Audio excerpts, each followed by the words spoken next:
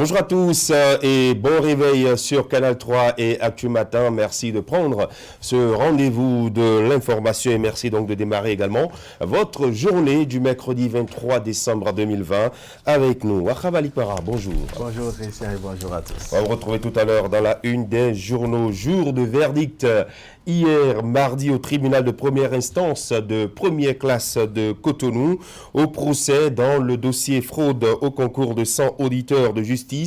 Les mises en cause se sont expliquées devant le juge avant de connaître leur sort. Les deux candidates surprises en flagrant délit de tricherie écopent de 36 mois de prison, dont 12 fermes et condamnées à payer solidairement la somme de 38 710 160 francs CFA. On reviendra en tout cas beaucoup plus en détail sur cette actualité tout à l'heure. Un avocat, époux de l'une des mises en cause appelées au dossier est relaxé, mais le directeur adjoint de cabinet du ministère de la Justice est lui condamné à 6 mois d'emprisonnement avec sursis. Le forum de discussion en débattra. C'est déjà les fêtes et puis vendredi 25 décembre, dans 2 jours pratiquement, c'est la Noël et une semaine plus tard, le Nouvel An. Occasion de bilan pour chacun et pour le pays, notre pays, le Bénin, on fera une vue d'ensemble des grands sujets, des faits et des personnalités qui ont marqué l'année 2020. La politique, l'économie,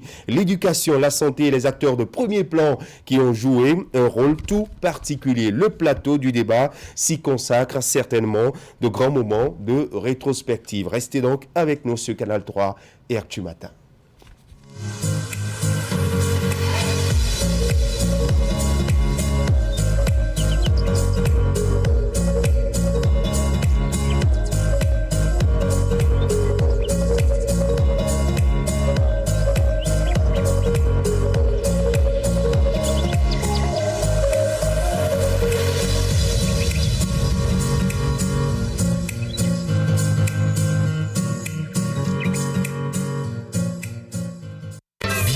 Chez Airfroid Technologies, vous y trouverez des climatiseurs split system à modèle tropicalisé avec unité extérieure, anti-corrosion, silencieux et très économique en consommation électrique.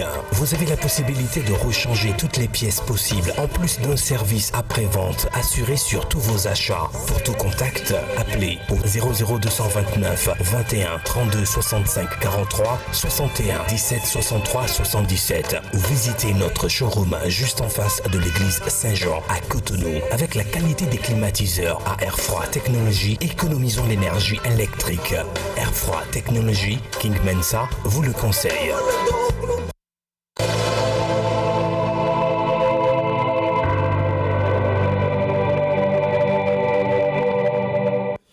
Allez, Wakhabali Para, qu'avons-nous dans la presse ce matin? Un peu de tout, Christian, dans l'actualité ce matin. Il y a d'abord Ebédic à Ladati, n'est-ce pas, membre fondateur du parti Union Progressiste, qui s'est donc prêté à cet exercice de décryptage de l'actualité sociopolitique du Bénin. C'est Fraternité qui en parle, le journal de Ménotin qui titre ce matin Ebédic à Ladati, coordonnatrice des cadres UP de l'Atlantique.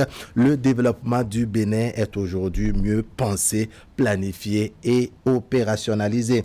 Tichiri au concours des magistrats, le verdict du tribunal de Cotonou. Information retrouvée à la page 8 du quotidien Fraternité. Mois de solidarité 2020 de MTN Bénin à Abomey. 4 millions de francs CFA pour aider à soigner 500 patients démunis. Phase finale du projet vers la décentralisation culturelle au Bénin. La OA gagne le pari de la restitution. Et puis agriculture, éclosia et riziculteurs engagés pour une sécurité alimentaire durable dans le Nord. Bénin, journée porte ouverte de CBDEST ONG pour la dissémination des résultats et acquis du projet Jardaline. Quotidien Diakpata présidentiel 2021, un silence plat qui inquiète et interpelle les uns et les autres. Pour son bilan élogieux à la tête de l'Association nationale des communes du Bénin, Luc Setondier a trop investi pour un nouveau mandat. Quotidien Le Meilleur, 4e congrès de l'Association nationale des communes du Bénin. Le maire de Cotonou, Luc Setonji Atrokpo, reconduit Malik Gobina, secrétaire général, et Charlemagne Nyankoti, trésorier général. Le Meilleur qui nous apprend également que le président Abdoulaye Biotchane est satisfait malgré la pandémie du coronavirus. Satisfait donc de la 2e session ordinaire du conseil d'administration de MCA Bénin 2. Le potentiel verdict du procès de l'affaire fraude au concours des auditeurs de justice, prison et lourde amende pour les mises en cause. Les tricheuses écopent de 36 mois d'emprisonnement, dont 12 fermes, 6 mois de prison avec sursis pour le directeur adjoint de cabinet du ministère de la Justice. Matin libre, les 100 qui transforment l'Afrique. Sans doute les 100 personnalités qui transforment l'Afrique. Rekia Madougou, prix spécial du leadership. Libération, quotidien Libération, analyse des programmes éducatifs. Le Bénin porté en triomphe lors du PASEC 2019 à Dakar au Sénégal. Procès dans l'affaire fraude lors du concours des auditeurs de justice. Voici le verdict du juge. Information donc à retrouver dans les colonnes du quotidien Libération. La Nation à présent, réaménagement horaire dans l'administration publique. La ministre du Travail et de la fonction publique, Adidiatou Matisse, expose les avantages. Les 4 vérités, réélection du maire de Cotonou à la tête de l'Association nationale des communes du Bénin, imam, alpha et non-musulman de la fondation Malerossou, félicite Luc Atrokpo et rendre grâce à Dieu. Il souhaite au maire Luc Atrokpo plein succès pour ce nouveau challenge, à lui et à son équipe, une mandature apaisée, remplie de bonnes œuvres. Affaire fraude au concours de recrutement de 100 auditeurs de justice. Le verdict du juge est tombé hier nuit. Quotidien L'actualité, RM Booktour, Dakar célèbre les origines africaines de Rekia Madougou. Le président Luc Atrokpo dévoile sa feuille de route. L'homme a été reconduit à la tête de la NCB lors du 4e congrès de l'association, nous apprend l'actualité. Le Soleil Bénin Info, indice de développement humain 2020, le Bénin premier de la classe dans l'espace UMOA, réélu à la tête de la NCB, les défis qui attendent Luc Atrokpo, exposé dans les colonnes de Le Soleil Bénin Info. 5 minutes pour finir, Christian Dandédian, enseignement supérieur, le campus d'Abomey-Calavi toujours paralysé. Voilà, Christian, tout rapide des parutions ce mercredi matin avec Fraternité qui revient sur ce décryptage de l'actualité sociopolitique au Bénin. C'est Emenik Aladati, membre fondateur du parti Union Progressiste qui s'est prêté à cet exercice. Le journal titre Emenik Aladati, coordonnatrice des cadres UP de l'Atlantique. Le développement du Bénin est aujourd'hui mieux pensé, planifié et opérationnalisé. Voilà, ce sont des propos recueillis par Isaac Yahi et Arnaud Doumaon à lire en page 3 et 4 du quotidien Fraternité, parution de ce mercredi 23 décembre 2020. Et puis la tricherie au concours des magistrats, le verdict du tribunal de Cotonou est tombé. On va y revenir tout à l'heure, je vous le précisais en entame. Ça fait 36 mois de prison, dont 12 fermes pour les 2 dames prises en flagrant délit de tricherie. C'était le 12 décembre dernier, lors donc de la composition à ce concours de recrutement des auditeurs de justice. Il y a un avocat, mari de l'une des mises en cause, qui est purement et simplement relaxé, mais le directeur adjoint de cabinet du ministère de la Justice, lui, écope de 6 mois d'emprisonnement avec sursis. On va en parler en premier point au forum de discussion tout tout à l'heure, on reviendra justement sur la célérité avec laquelle le dossier a été traité par les juges du tribunal de première instance, de première classe de Cotonou. Et puis en Assemblée générale extraordinaire hier, la Fédération béninoise de football est parvenue à 2 décisions. En rapport au championnat national de football, on retient que la compétition va reprendre dans quelques jours, précisément le 31 décembre 2020, et va s'étendre sur 9 mois, y compris la trêve.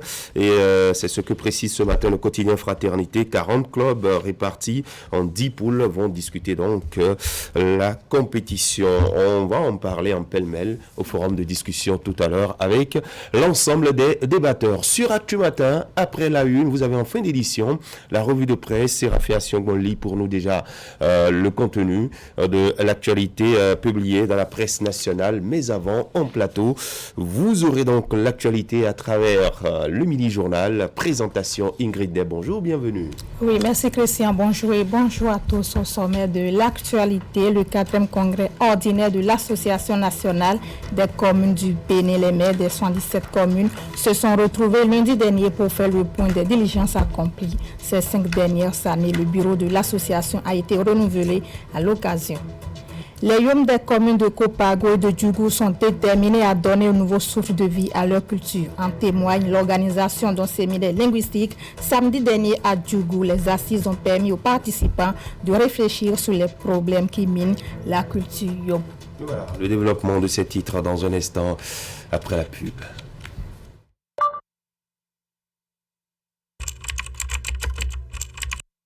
Votre chaîne Canal 3 Bénin à portée de main.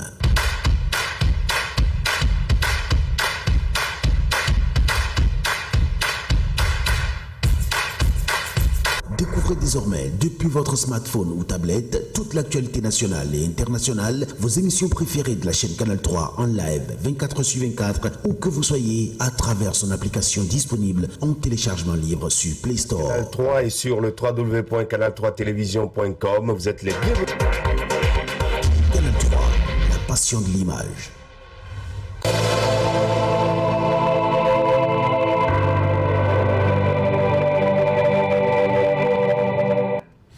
Eh bien, ça reste d'actualité. L'Association nationale des communes du Bénin a tenu lundi dernier son 4e congrès ordinaire. Les maires des 117 communes se sont retrouvés pour faire le bilan des 5 dernières années de décentralisation. Les travaux ont débouché sur la désignation d'un nouveau bureau pour prendre en main les rênes de l'association, et ce pour les 5 années à venir. On va retrouver Nagui Balagwe et Moufid Sabouran.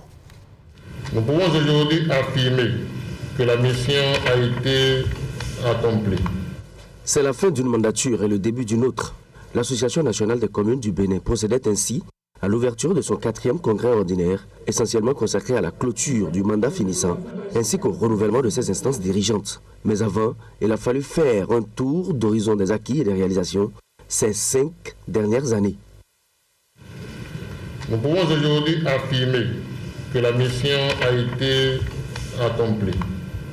En effet, avec l'aide de tous les élus et le soutien du gouvernement et de son chef, ainsi que des partenaires techniques et financiers, les membres du bureau sortant et moi-même avons essayé de donner le meilleur de nous-mêmes pour accompagner nos administrations locales dans l'amélioration continue de la qualité de la gouvernance et des services qu'elles offrent à nos concitoyens. Et ce sont ces mêmes objectifs qui modèlent l'action du gouvernement à travers le ministère de la décentralisation, pour qui l'ANCB reste comme un partenaire qui facilite et accélère le processus de décentralisation et de démocratie à la base. Le processus de décentralisation entamé depuis 2003 n'aurait pas eu son sens sans la présence de l'ANCB, une association qui regroupe toutes les 77 communes et qui, au fil des années, est devenue de plus en plus visible et incontournable au plan national et international. Le Bénin a opté pour la démocratie à la base et a mis les communes au cœur du développement local. Notre département ministériel reconnaît les efforts que vous consentez au quotidien pour offrir à vos populations de meilleures conditions de vie.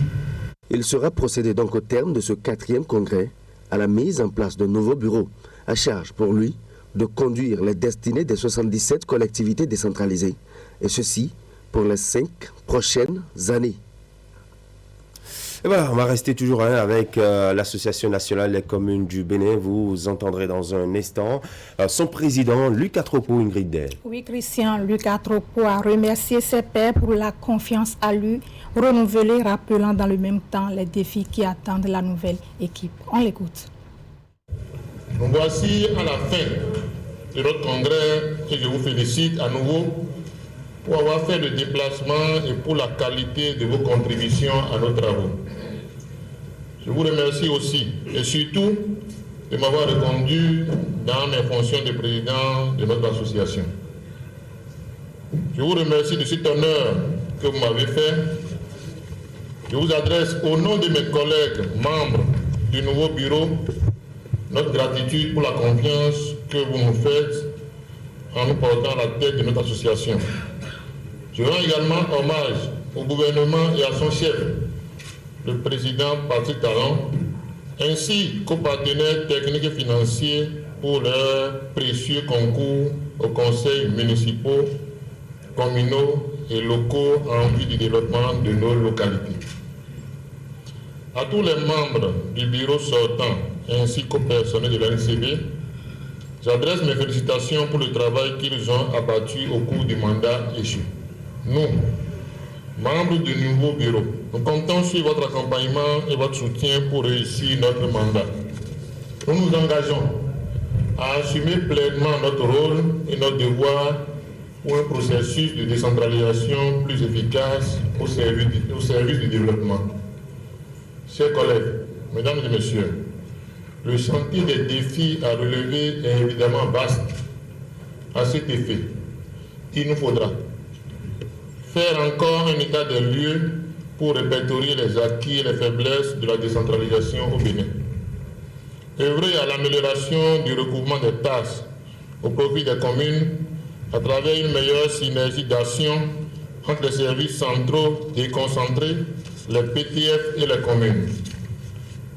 Assurer dans l'élaboration et la mise en œuvre des projets l'implication des populations bénéficiaires des actions de nos municipalités. Informer et sensibiliser les élus municipaux, communaux et locaux et renforcer leurs capacités. Œuvrer à l'amélioration des relations avec les tutelles. Œuvrer à la dynamisation de la coopération décentralisée avec les partenaires techniques et financiers, etc. Chers collègues, comme vous le voyez, la tâche est effectivement immense. C'est pour cela qu'au sein du bureau, nous devons vivre alors notre diversité comme une source d'espérance pour le développement des communes du Bénin. Cela est impérieux pour la réussite de notre mandat. On passe maintenant au lancement officiel du rapport mondial sur le développement humain. Le thème du rapport porte sur le développement humain et l'anthropocène, la prochaine frontière. Un thème qui alerte sur l'urgence de résoudre les problèmes qui handicapent le développement humain en lien avec la sauvegarde de la planète. Le point des travaux avec Idrissou Poukari. Le rapport mondial sur le développement humain, soigneusement déballé et présenté au public par le ministre d'État chargé du développement, le représentant résident du programme des Nations Unies pour le développement et la coordonnatrice intérimaire du système des Nations Unies au Bénin. Un rapport dont le contenu a été présenté à l'assistance à l'économiste national du PNUD. Le thème de ce rapport 2020 porte sur le développement humain et l'anthropocène, la prochaine frontière. 3 messages importants sont à retenir du rapport d'après la lecture du représentant résident du PNUD. Premièrement, la survenue et l'expansion de la pandémie du Covid-19 a exacerbé une myriade d'inégalités dans le développement humain.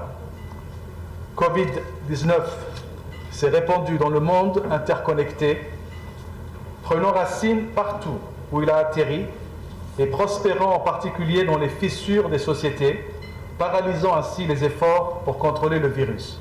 Deuxièmement, les déséquilibres planétaires et les déséquilibres sociaux s'exacerbent mutuellement.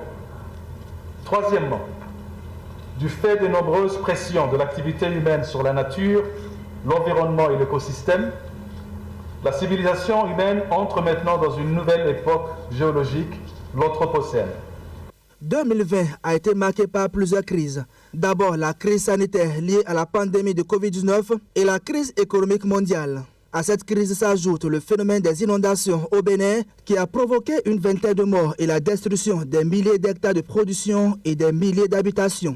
Malgré cette situation, le Bénin a résisté au choc grâce à son plan national de développement à l'horizon 2025 inscrit dans son programme d'action 2016-2021 et le plan intégré de riposte à la pandémie de Covid-19, sans oublier le renforcement du capital humain à travers le projet H et le programme d'accès universel à l'eau potable. Des actions qui ont favorisé le progrès pour le Bénin. Le présent rapport révèle que le Bénin a fait un bond en matière de développement humain ces dernières années, confirmant une fois encore la justesse des actions que nous menons pour le développement économique et social de notre pays, pour le développement durable dans notre pays depuis 2016. Je veux noter avec satisfaction qu'en 2019, le Bénin a progressé de 5 places dans le classement mondial, basé sur la qualité du développement humain. Notre pays est devenu le premier en termes de développement humain au sein de l'espace UEMOA et troisième dans l'espace de la CEDEAO, derrière le Cap-Vert et le Ghana. Mesdames et messieurs, les politiques et actions du gouvernement ont permis d'observer une forte croissance économique de plus de 6% ces dernières années. Au niveau national, le rapport a fait une série de recommandations à mettre en œuvre. Il s'agit entre autres du renforcement de l'approche anthropocène et celle du développement humain. L'utilisation du cadre de développement humain pour sauver la planète. Il faut alors prendre en compte l'interaction entre la population et la planète quand on parle de développement humain. Les conclusions de ce rapport et les leçons que le Bénin peut en tirer feront l'objet d'une série d'échanges approfondis que compte organiser le bureau de PNUD au Bénin dans les jours à venir. Célébration de la journée des archives au ministère de l'économie et des finances. Transformation digitale de l'administration publique et gestion des archives. C'est le thème retenu pour cette 8e édition. Ali Moumouni pour les détails. Pour la 8e édition de la journée des archives du ministère de l'économie et des finances, c'est un séminaire qui est organisé à l'endroit des cadres de l'institution. La rencontre est axée autour du thème Transformation digitale de l'administration publique et gestion des archives. Mesdames et messieurs, cette période de pandémie de la COVID-19 nous a contraints à limiter l'effectif des participants à cet événement. Mais nous sommes certains, vu la qualité des personnes ici réunies, que nos travaux seront sans doute d'excellente facture. Actuellement, l'administration béninoise subit une transformation digitale. C'est une mesure qui se rapporte à la demande du moment et au programme d'action du gouvernement, celui de faire du Bénin la plateforme numérique de la sous-région. Et dans ce contexte, l'archivage des données devient un nouveau défi. En vous réunissant ici ce jour, le ministre de l'économie et des finances souhaite obtenir de vos échanges des pistes pour pouvoir concourir au relèvement des défis de la conservation des archives électroniques. Concrètement, il est attendu de vos échanges des pistes pour optimiser le partage et la recherche d'informations de documents électroniques, des pistes pour valoriser les données de l'administration, des pistes pour faire face aux risques juridiques, administratifs, financiers et de perte d'informations engendrées par une mauvaise gestion et conservation de l'information. Plusieurs communications sont données au cours de cette rencontre d'échange, dont celle sur les enjeux de la conservation numérique dans l'administration publique béninoise. Alors, parler des enjeux de la conservation numérique dans l'administration publique revient à aborder deux volets importants. Le premier volet, c'est la dématérialisation de l'existant.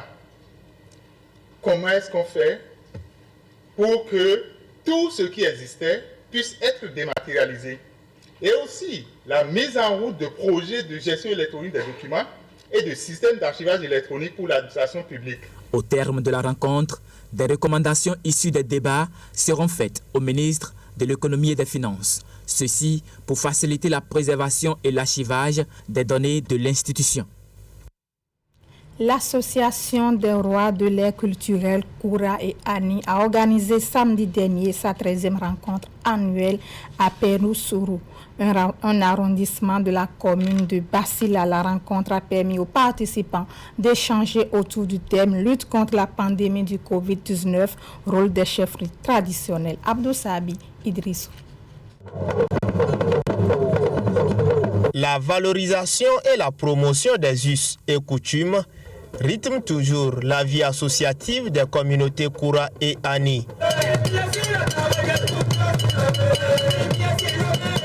Conformément à ses objectifs fondamentaux, l'Association des rois des aires culturelles Koura et Ani, Araka, œuvre inlassablement pour l'instauration de la paix, la sécurité et surtout la valorisation de la chefferie traditionnelle. Dans ce combat d'union et de promotion de leur culture, les rois, têtes couronnées, sages et notables, se sont retrouvés à Pénésoulou pour perpétuer leur culture inestimable, riche et variée.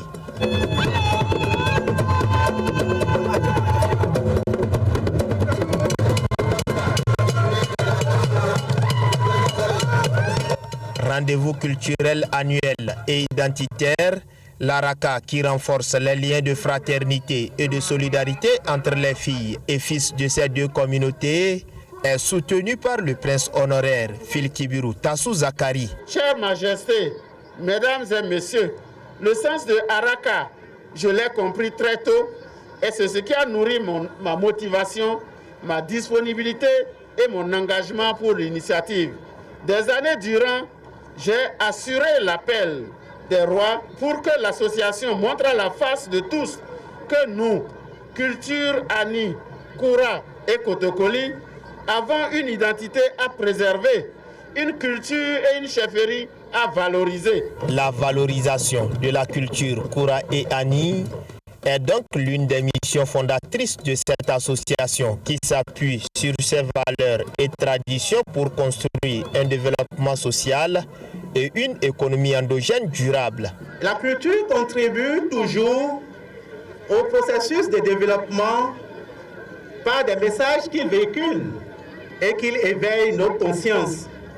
Nous voudrions aussi vous inviter à faire prospérer nos langues traditionnelles, particulièrement le Ani, Kotokoli, le Koura dans vos familles respectives.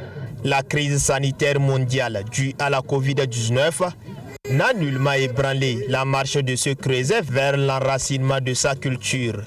Elle a plutôt inspiré les initiateurs de cette randonnée festive à associer les garants de la tradition, d'où le choix du thème « Lutte contre la pandémie du Covid-19, rôle des chefferies traditionnelles ». Il est question que les chefs traditionnels se mobilisent aux côtés des autorités politico-administratives pour que nos populations ne soient pas atteintes de cette pandémie. C'est pour cela que nous saisissons chaque occasion pour rappeler à toute la population la nécessité de respecter les mesures recommandées pour limiter la propagation.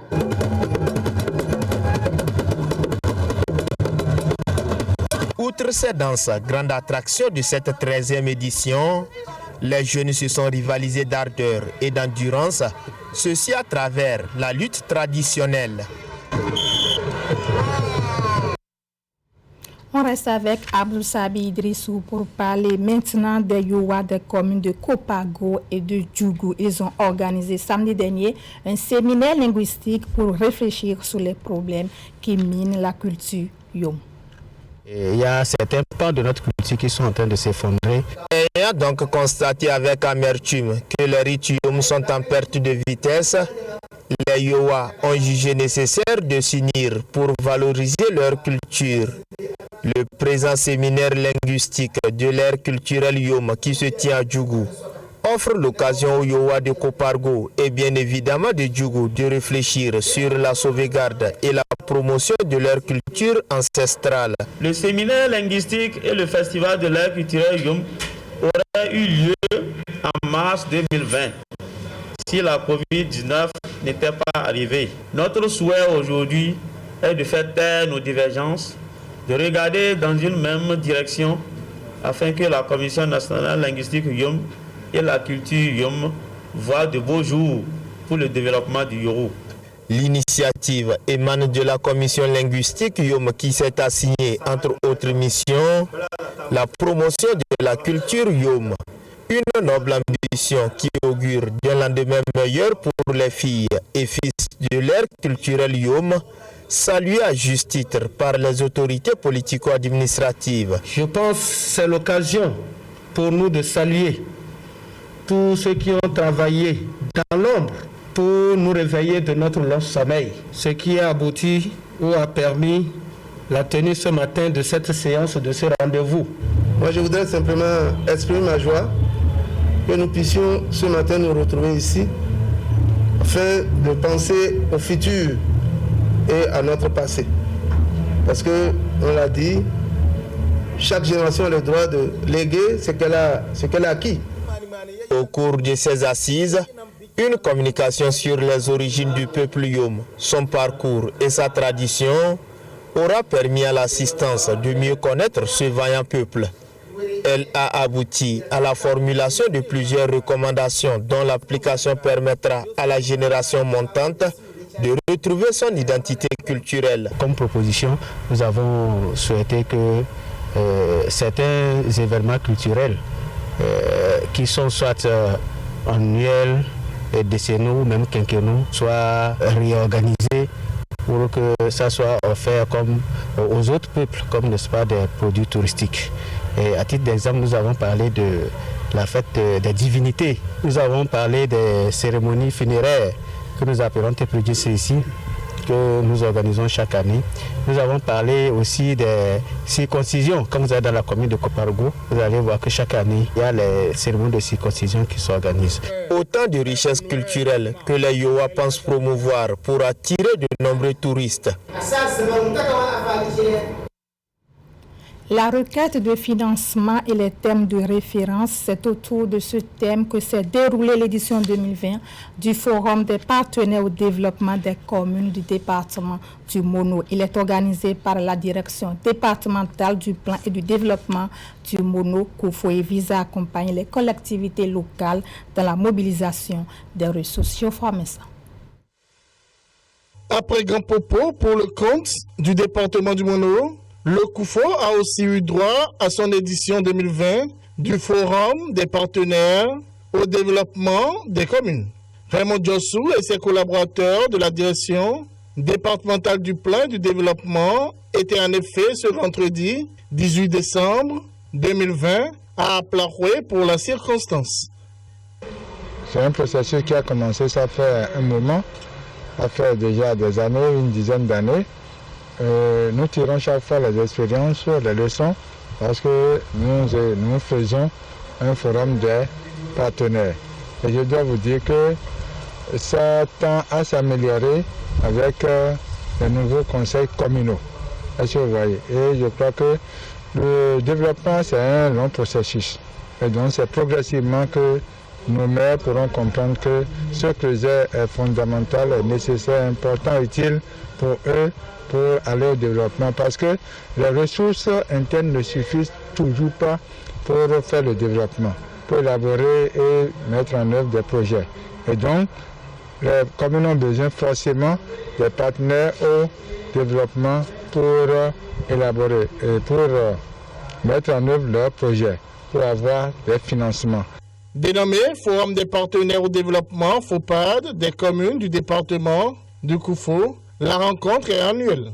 Elle est une occasion offerte aux communes du département de présenter leurs projets prioritaires à réaliser au cours de l'année à venir. C'est une opportunité que nous nous offrons pour nous asseoir non seulement pour rendre compte, donc c'est un exercice de redevabilité, mais également c'est une opportunité que nous créons pour davantage sceller la synergie autour de nos efforts communs. Le FOPAD vise à développer la culture de rédaction des projets de développement, les aptitudes à rechercher des financements et à promouvoir les bonnes pratiques au niveau local. Le thème central de cette année est la requête de financement et les termes de référence. Je voudrais d'entrée justifier le fait que les maires, comme à l'accoutumée, négligent cette assise. Puisqu'on s'était entendu l'édition passée pour ne plus constater ça, sur les 6 maires, nous n'avons que 2 adjoints. Aucun maire n'est présent lui-même. Ça pose un problème d'intérêt qu'on accorde au forum. Je crois, au titre des recommandations, il va falloir qu'on aborde l'aspect là, s'il faut continuer ou pas. Vous me direz que leur présence n'apporterait pas grand-chose. Mais pour nous autres, adjoints au maire, nous pensons que leur présence nous permettrait d'apporter un plus parce que l'engagement, c'est à leur niveau. L'engagement de développement et la vision de développement, c'est avec eux que nous pouvons y réussir. Le FOPAD réunit en 24 heures autour d'une même table les communes, les services déconcentrés de l'État et les partenaires au développement des territoires du Koufou. Rendons-nous à présent au ministère de l'Enseignement supérieur et de la Recherche scientifique où les membres du Comité national de pilotage du projet des centres d'excellence d'Afrique pour l'impact sur le développement ont été installés. C'était lundi dernier. Ils sont au total 20 membres installés au sein du Comité national de pilotage du projet des centres d'excellence d'Afrique pour l'impact sur le développement. Tous des cadres de différentes institutions concernées par le dit projet. Messieurs les membres du Comité national de pilotage, je voudrais d'abord vous féliciter pour votre désignation en tant que membre du dit comité et vous inviter solennellement à donner le meilleur de vous-même pour la réussite de cette nouvelle phase. La mission de ces membres du comité est de superviser, guider et d'apporter des soutiens à la mise en œuvre des projets au niveau national. Le comité sera également chargé de plaider en faveur d'une collaboration au niveau national dans l'enseignement supérieur et d'assurer la liaison entre les projets, les autres ministères sectoriels concernés ainsi qu'avec le grand public. Le projet pour cette nouvelle phase prend en compte 3 centres au Bénin dans les domaines de l'eau, de l'énergie et du développement d'applications informatiques. Son objectif est de doter l'Afrique de différents pôles de compétences, d'expertise et d'innovation pour contribuer à impacter considérablement le développement. Il s'agit en d'autres termes de relever le défi de la formation de personnel compétent et hautement qualifié, capable de résoudre les problèmes opérationnels. Je crois que l'expérience de Dangbo a été pour beaucoup dans la sélection de 3 centres actuellement. Et pour moi, c'est un indicateur fort. Cela veut dire que le travail qui a été fait précédemment a été apprécié.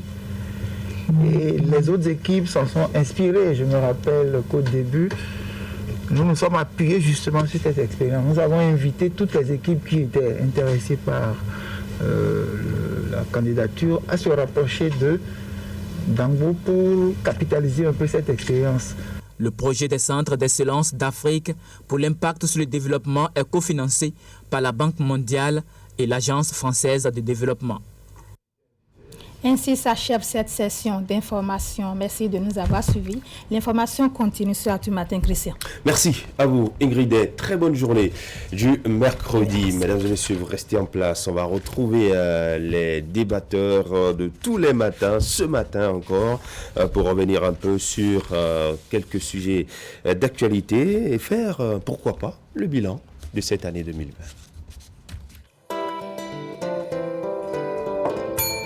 Mon bulletin de compteur, s'il vous plaît. Monsieur Situami. Je me déplace toujours avec mon bidon. Ah, il a son petit frère. Oui, papa. Ce n'est plus la peine de trimballer le 10 litres dans vos déplacements. Ils ont inventé ceci pour nos clients. Jésus est demain le vrai docteur. Et c'est toujours moins cher. Alors, le 10 litres pour la famille et son petit frère pour les déplacements. Et ça coûte combien? Le bidon est à 400 francs dans les buvettes, bars et maquis. Le pack de 6 est à 1500 francs seulement. C'est surtout disponible partout et sur toute l'étendue du territoire national. Chez tous les revendeurs, réclamez votre eau de comtesse à 400 francs et le pack de 6 à 1500 francs. Et parlez-vous. Eau comtesse, eau du Bénin. Comtesse, le plaisir de tous les jours. Depuis quelques années, la société Wangui Bénin fabrique du fer à béton made in Benin. La matière première provient du recyclage de la ferraille récupérée que nous recyclons. Notre production est faite sur des installations sécurisées suivant les normes internationales avec le souci perpétuel de préserver l'environnement. Nos produits sont de qualité supérieure en termes de nuances, de pliage, de respect du diamètre et sont surtout laminés à chaud, d'où son adhésion plus franche avec le béton. Nous disposons des fers de 6 jusqu'à 32. Attention, vérifiez notre marque. HYB est sur le fer. Nous sommes les meilleurs rapports qualité-prix.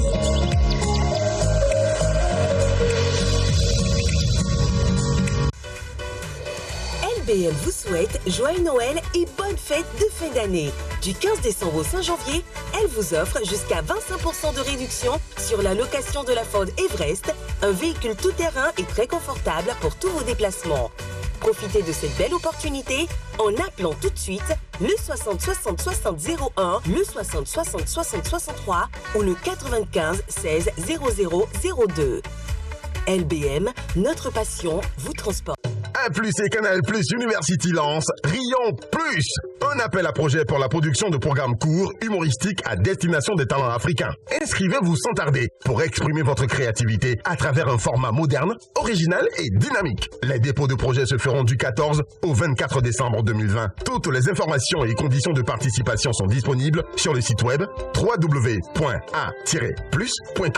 Vous êtes producteur, réalisateur, résident en Afrique francophone et vous avez du talent. Alors ne manquez pas cette occasion de montrer votre savoir-faire. Un garde qui dort jamais chez nous, vous dira-t-on. Mais ça arrive dans n'importe quelle structure de sécurité et sur n'importe quel continent. Quelle que soit la qualité de la formation ou du recrutement, l'humain présente parfois des défaillances. C'est pour pallier à cela que Benin Tracking Security, entreprise visionnaire, a inventé un nouveau concept de sécurité qui allie l'électronique à l'humain avec des outils comme le rondier qui maintient l'agent en état constant de veille et de vigilance, notre salle de contrôle unique au Bénin, le bouton panique, moyen d'alerte efficace en cas de menace et notre anti-intrusion avec lequel vos locaux deviennent des forteresses infranchissables. BTS réinvente la sécurité au Bénin. Essayez-nous, vous nous adopterez pour toujours. Benin Tracking Security, le pionnier de la sécurité moderne au Bénin. Infoline 00229 21 31 68 72 67 15 80 41. À la maternelle, nous avons des livres comme Éveil graphisme, le livre de mathématiques et le livre de français. Au primaire, vous avez des livres en éducation sociale, scientifique et technologique. Les livres de français, les livres de mathématiques, un livret d'évaluation, des manuels d'anglais, de mathématiques, des SVT et en SPCT également, de la classe de 6e en terminale. Je ne peux pas témoigner qu'il est question de la qualité. Si des élèves veulent réussir aux différents examens, je crois que les livres de la collection Oxygène sont bien éduqués. Grâce au manuel de la collection Oxygène, j'ai eu mon bac cette année. J'exhorte tous mes amis et camarades du premier cycle et du second cycle à opter pour les livres de la collection Oxygène. Oxygène, c'est le livre des premiers. Collection Oxygène, disponible dans toutes les librairies du Bénin.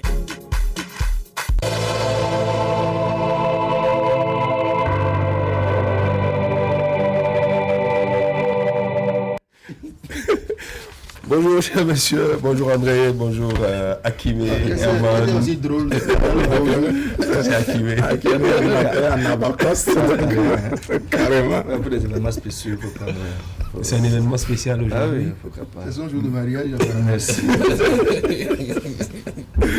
Allez, mercredi, nous sommes mercredi dans l'actualité ce matin. En tout cas, on se propose ce matin de revenir sur quelques sujets d'actualité et puis chacun à son niveau. En tout cas, on fera le bilan puisque nous avons passé une année ensemble. On fera le bilan de ce qui a fait l'actualité, les grands sujets, les grands hommes et ce qu'on pourrait attendre pour 2021, une année électorale. Alors, premier sujet, fraude au concours des magistrats. Les mises en cause sont condamnées à des peines.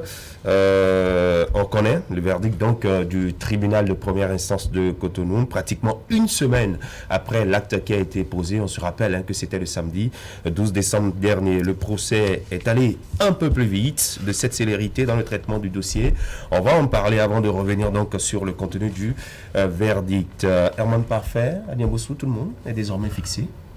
Oui, il faut saluer la célérité qui a caractérisé un peu la conduite de ce dossier-là. C'est vrai qu'une semaine environ, on a pu assister à cette sortie du procureur de la République pour le tribunal de première instance de Cotonou, lequel est revenu un peu situer l'opinion publique sur ce qu'encourt comme peine les mises en cause dans ce dossier. Je pense que hier nuit, effectivement, le verdict est tombé tard dans la nuit, il faut l'avouer, et on sait désormais un peu plus ce qui revient à chaque mise en cause dans ce dossier. La relace pour quelqu'un au bénéfice du doute, la condamnation à l'autre de quelqu'un d'autre avec sursis. Je rappelle que celui-là, il est le directeur général du cabinet du ministère de la Justice, il est un avocat aussi.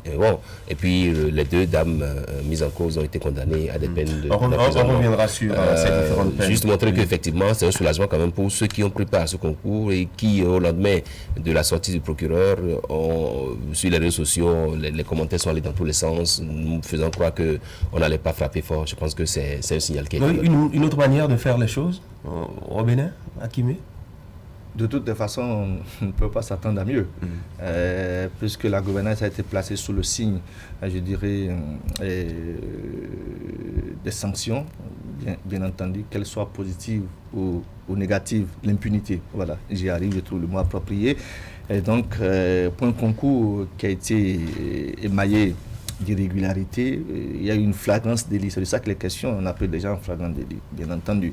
Et dans la foulée, il y a eu la sortie médiatique dont on a parlé, c'était je crois la semaine dernière, où le procureur a annoncé les couleurs, une information judiciaire a été ouverte à propos. Je crois que les choses sont allées de façon un peu plus accélérée. On a entendu les personnes soupçonnées, concernées, peu ou prou, et donc du coup, il y a eu donc un procès, et vous l'avez suivi certainement de bout en bout. C'est d'ailleurs pour ça que ce matin on en parle. De toutes les façons, je me rends compte que il fallait punir. On a puni ceux qui se sont rendus coupables de certaines peines. Maintenant, est-ce que c'est un soulagement, comme semble le proclamer Herman? Je ne pense pas. Parce que du mal de nous, je l'avais dit la semaine dernière ici sur le plateau, on vous dira que les chances elles ne sourissent pas tous les jours. Certains étaient déjà dans les conditions optimales pour le compte du concours dernier, et donc il faut cette fois-ci reprendre.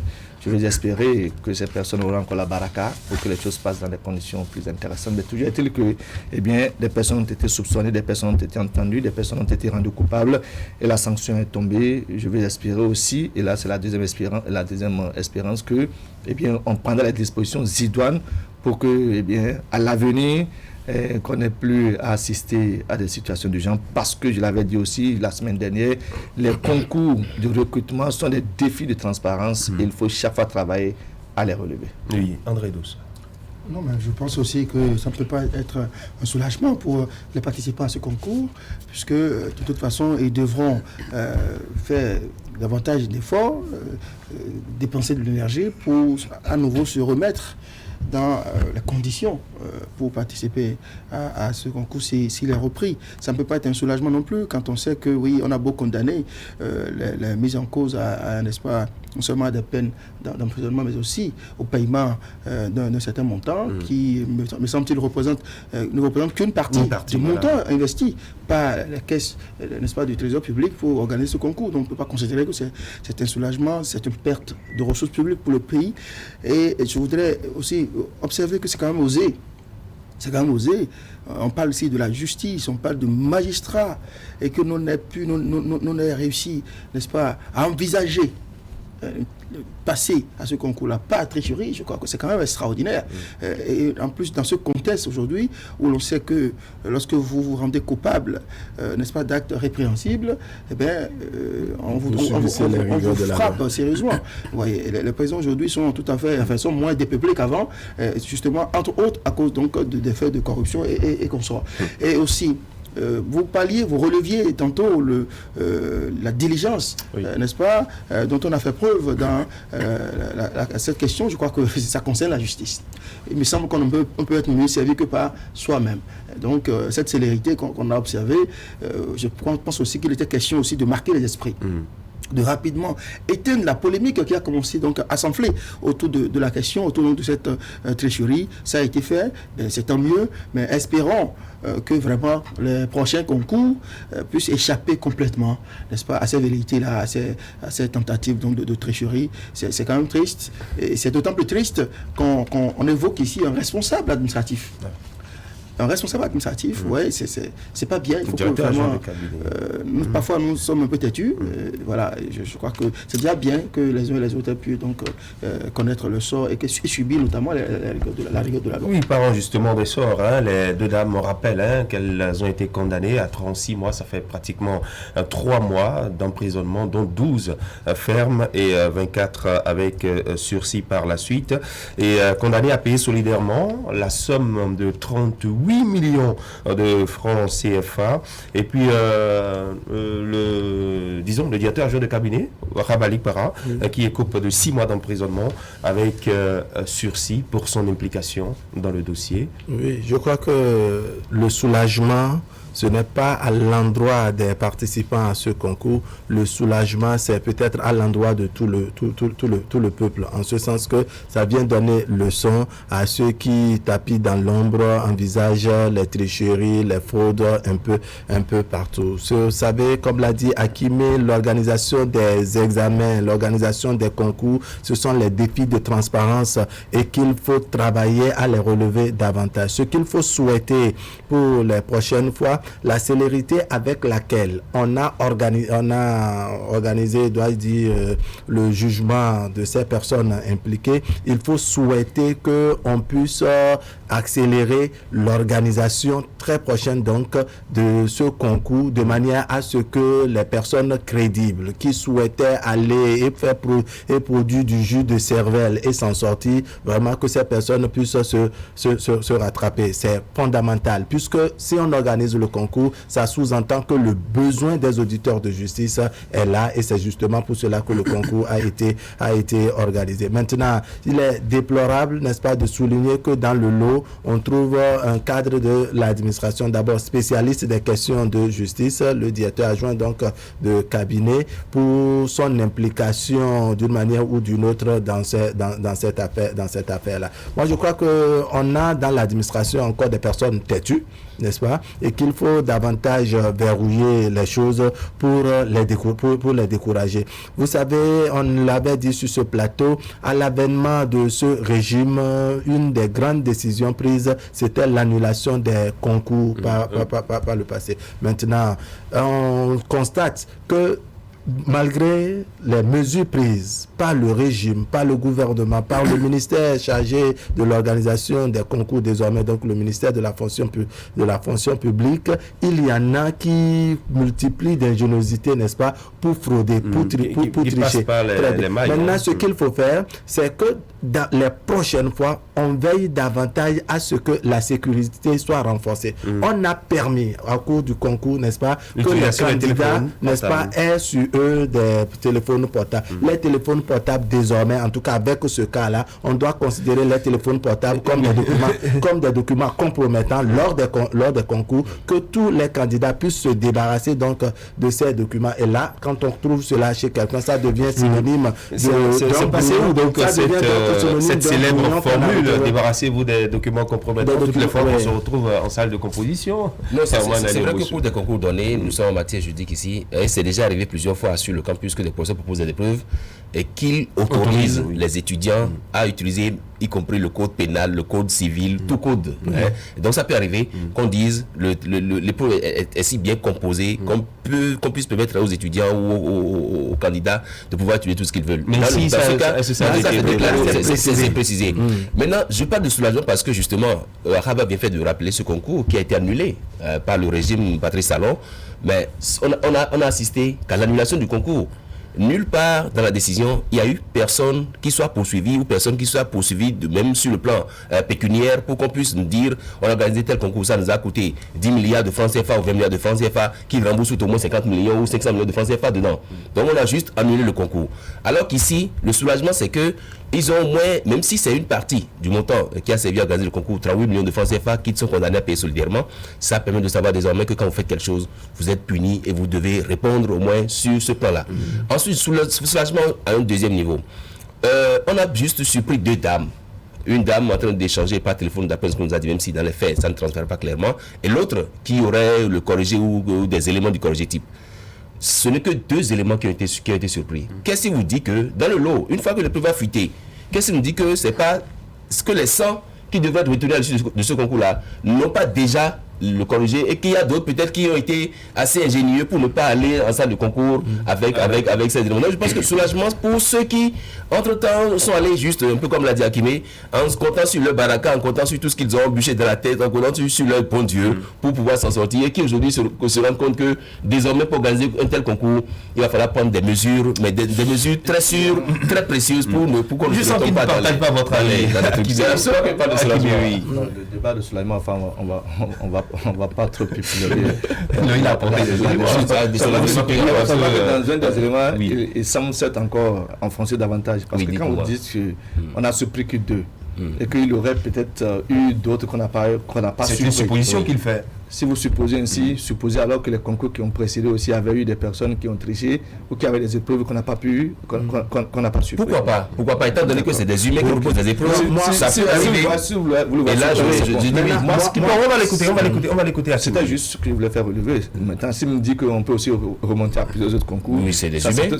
C'est un débat qu'on peut. On finira pas de organiser les humains qui organisent les concours. Ça peut arriver. Ce que je constate, c'est que il y a eu des sanctions qui ont été, il y a une décision issue, je dirais, de l'information judiciaire qui a été ouverte. Ailleurs, Christian, je crois que on n'aurait même pas attendu une information judiciaire pour que certaines personnalités occupant certains postes, au regard, je dirais, de l'ampleur de ce qui a pu se passer, démissionnaire. Malheureusement, on n'est peut-être pas encore à cette étape. Sinon, que je crois qu'on n'a même pas besoin d'une décision de justice assortie d'une condamnation comme ça a été le cas. Une condamnation avec sursis, tout ce de cabinet. Oui, mais en réalité, je crois qu'ailleurs, on frappera plus fort que ça. C'est-à-dire que les sanctions administratives suivront même les sanctions judiciaires. Parce que oui, quand on parle de directeur adjoint de cabinet, ça veut dire véritablement que c'est le cabinet qui est pris en otage. Et que si peut-être qu'on veut pousser encore le bouchon très loin, on finira par encore entendre des personnes encore mieux placées que le directeur adjoint de cabinet. C'est pour dire en gros, qu'à un moment donné, lorsqu'on vous fait confiance, que lorsque la République accepte de vous confier des responsabilités, travaille de telle sorte à mériter la confiance qui a été placée en vous. Parce qu'à partir de cet instant, à partir de ce concours et à partir de ce fait, il y a que les populations commenceront par douter, je dirais, de la sincérité, de la qualité des personnes qui sont positionnées à certains postes de responsabilité, notamment par rapport donc à ces concours de Très bien. Oui, Wakabali. Non, j'étais en train de souligner dans ce que Herman dit que ce sont des suppositions. Maintenant, les condamnations et les sanctions ou la décision d'annulation d'un concours, n'est-ce pas, vient quand par exemple on a pris des éléments en flagrant délit. Nous avons organisé des examens, ça pour le BPC, baccalauréat et autres, où on soupçonne ou bien on met la main sur 2 ou 3 éléments dans une salle. Ça ne veut pas dire que les autres peut-être n'ont pas sur eux des éléments. Mais voilà, on prend une décision lorsqu'on prend quelqu'un en flagrant délit. On a des surveillants dans la salle qui peut-être le même surveillant dans la même salle, n'est-ce pas, n'arrive qu'à constater la tricherie chez un seul candidat, alors qu'il y en a une dizaine dans la même salle. Et je pense que quand il s'agit de prendre une décision, n'est-ce pas, c'est à l'encontre de candidats chez qui on a trouvé d'irrégularités que la chose se prend. C'est vrai, moi je voudrais revenir un peu comme Akime pour dire que à ce niveau donc d'implication de certains éléments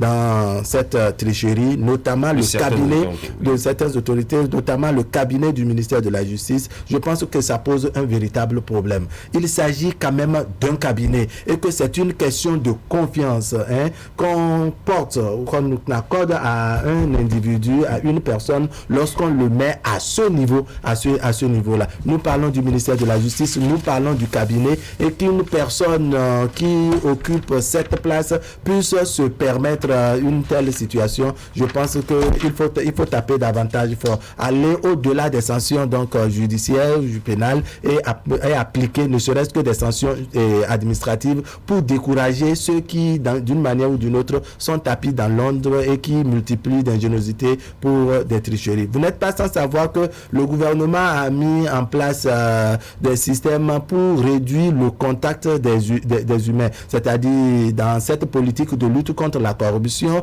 on a mis en place le e-learning, le e-service, etc., qui permet donc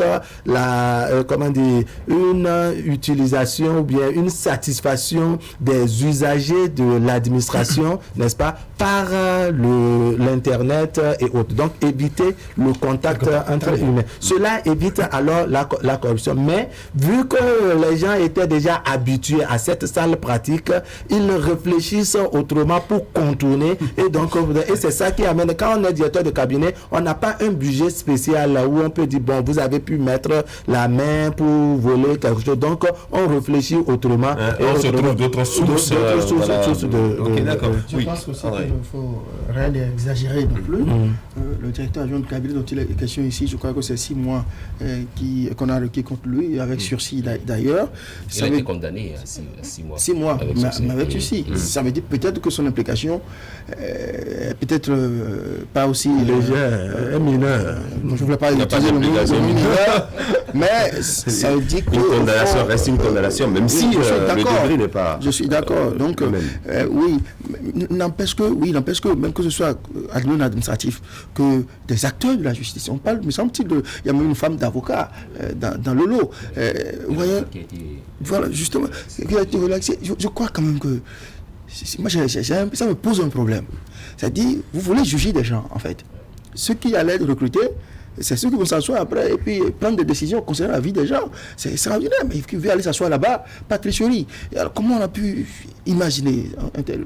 Oui, Amand dit, bon, il semble qu'il y a une dame chez qui les actes les faits ne sont pas tout à fait, mettons, remarquables, prégnants. Mais bon, on dit parfois, vous savez, l'intention vaut l'acte. Ce n'est qu'une velléité, mais l'intention, voilà, elle a puni ça, tout à fait. Voilà. Donc je pense qu'il faut peut-être aussi que le ministère de la Justice revoir la teneur des épreuves qu'on soumet aux candidats. Vous savez qu'un des concours a été déclaré infructueux parce que justement aucun candidat n'a eu la moyenne.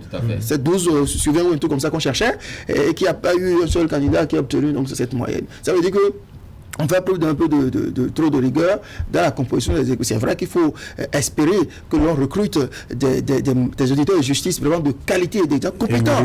Parce que le rôle qu'ils vont jouer demain, c'est un rôle très très délicat. Donc il faut vraiment tamiser correctement pour sélectionner. Mais peut-être c'est ça qui a contraint aujourd'hui les gens à passer par ce chemin de la tricherie pour tenter donc de passer. Je crois que c'est déjà bien d'avoir puni et notamment que la justice est punie. Parce que souvent, quand on annule les concours chez nous, ça reste des faits orphelines. C'est peut-être quelques sanctions administratives dont on ne voit même pas l'exécution. Personne n'arrive à suivre pour savoir si c'est effectif. Mais aujourd'hui, nous savons très clairement que, oui, effectivement, la justice a tranché cette question. C'est très important. C'est bien de l'avoir fait. Espérons qu'on n'ait pas besoin d'autres procès pour des cas de tricherie dans le concours de recrutement des agents de l'État. Voilà, concours de recrutement des agents de l'État, notamment des auditeurs de justice émaillés de fraude et par la suite un concours annulé. La justice qui a fini par condamner les mises en cause. Ça fait partie des faits de 2020. Alors, messieurs, le second thème, le second sujet que nous allons aborder, c'est bien sûr les faits qui ont marqué 2020 sur beaucoup de plans. On va commencer par quoi? Le plan sanitaire, le coronavirus. Akimé. Non, c'est clair qu'on ne peut pas parler des faits marquants de l'actualité de l'année 2020 sans parler de la COVID-19. Elle s'est déclenchée en bord de fin 2019 pour nous accompagner en plein pied en 2020. On continue par la traîne et cette pandémie, même si entre-temps, il n'y a que la tension a un peu baissé. Parce que, bien entendu, les laboratoires ont pris la situation à bras le corps. C'est l'une des premières fois que les laboratoires se sentent concernés par une pandémie. Nous avons vu la pandémie d'Ebola en Afrique. Il n'y a pas eu, je dirais, cette mobilisation autour. Mais bon, pour peu que le mal embrasse... Parce que c'était en Afrique, c'est ça? Peut-être. On peut aussi dire les choses comme ça, même si ça ressemble à être à une étiquette.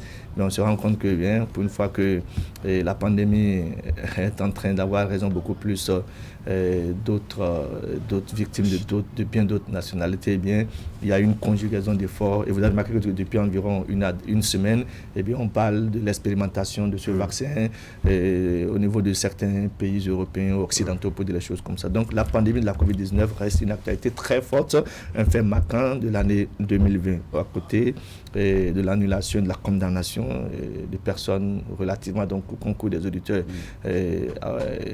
qui a eu lieu il y a environ quelques semaines donc, au plan national. Au-delà maintenant, on peut aller pêle-mêle et citer des choses qui ont marqué l'actualité nationale ou internationale. C'est clair que d'une manière d'une autre, il y a que bon, chacun verra l'actualité sous son prisme d'une manière ou d'une autre. Il y a eu les élections municipales et communales, avec bien entendu la relecture ou la correction de la loi qui installait les élus locaux, pour dire les choses comme ça. Et donc, on a constaté qu'il y a aussi une possibilité pour nous, à un moment donné, de faire front commun pour pouvoir faire avancer les choses, bien entendu. Il y a le débat et le fameux en 2020, la question du parrainage qui a toujours cours. Ça, c'est un sujet qu'on ne peut pas ne pas occulter, bien entendu. Et ne demandez pas aux démocrates de vous dire qu'est-ce qui les a marqués cette année. Vous diront que les allers-retours au ministère de l'Intérieur pour entrer en possession de leur récépissé a été un fait marquant de l'actualité pour eux en 2020. Donc, c'est bien. Nous sommes des analystes. On dira ce qui nous a marqué, oui. Les débats en plateau, oui, on va y revenir. Le temps pour vous de réfléchir à d'autres sujets. Oui, Wakaba Likwara. Oui, c'est vrai. Le débat en plateau marqué à Kenya.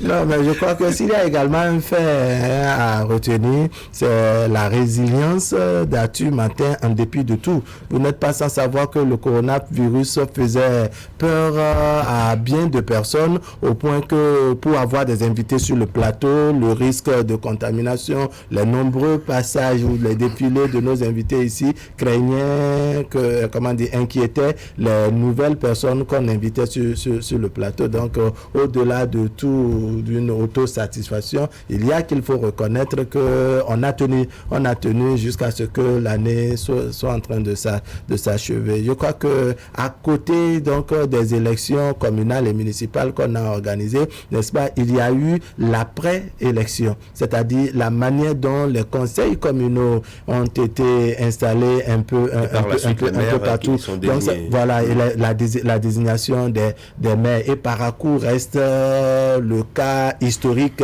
en tout cas dans l'installation des mairies, n'est-ce pas, en ce sens que la majorité du parti de FCBE au niveau des urnes n'est pas ce qu'on constate à l'heure actuelle à la tête de la mairie. Ça veut dire que chemin faisant, les décisions de la Cour qui viennent invalider les sièges de la Cour suprême, qui viennent invalider les sièges, c'est nos 2 sièges, je crois, donc du parti Post-Corée pour un Bénin émergent a fini par faire perdre, ces décisions ont fini par faire perdre la tête de la mairie au parti Force Kouri pour un Bénin émergent, sans oublier leurs divergences internes aussi. Maintenant, il y a les défilés des démocrates, n'est-ce pas, au niveau du ministère de l'Intérieur. Ça a donné de l'insomnie à ce parti, mais il faut reconnaître, n'est-ce pas, l'endurance. Moi, je continue de dire que aujourd'hui, le parti qui peut se prévaloir à l'heure actuelle d'avoir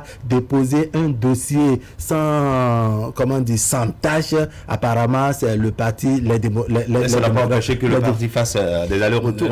Oui, c'est justement parce que ça dit que le ministère de l'Intérieur est resté rigoureux, n'est-ce pas, et les démocrates également sont restés déterminants. Vous n'êtes pas sans savoir qu'il y a ce commentaire à tort ou à travers, ou à tort ou à raison, qui faisait dire que les partis qui ont précédé, qui ont eu leur récépissé, on a constaté que les remarques, les observations... En tout cas, le volume de reproches n'était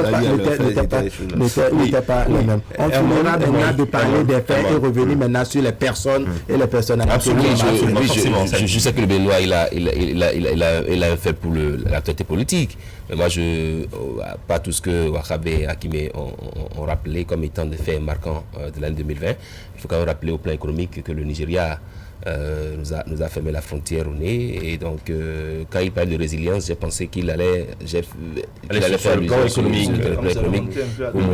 Voilà, 2019, oui, mais bon, on va retenir également que c'est au cours de cette année que le Nigeria a rouvert, comment dit-on, la fois dernière, André a utilisé le mot, on a fait une ouverture immédiate des frontières.